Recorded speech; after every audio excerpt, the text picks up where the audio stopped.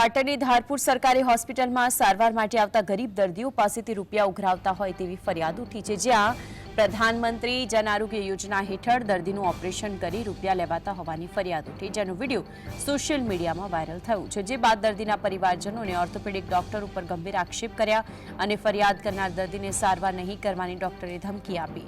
હાલ ધારપુર સિવિલ હોસ્પિટલના સુપ્રિન્ટેન્ડન્ટે આ અંગે તપાસ કરીને સમિતિની રચના કરી છે।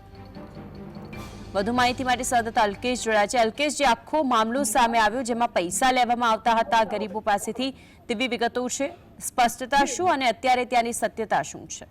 જી માનસી, વાત કરવામાં આવે તો ધારપુર હોસ્પિટલ જ્યારે ગઈકાલે ઓર્થોના દર્દીનું ઓપરેશન કરવાનું હતું, ઓપરેશન વખતે જે દવાની જરૂર હતી એ દવાની પ્રધાનમંત્રી યોજના અંતર્ગત લેવા આવી હતી, પરંતુ ક્યાંક ને ક્યાંક જે સંસ્થા જે એજન્સી હતી, એજન્સીએ લગભગ એમની પાસે 19,000 રૂપિયા વધારે માંગતા આ બાબત લઈને ક્યાંક ને ક્યાંક એક વિડીયો વાયરલ થયો હતો।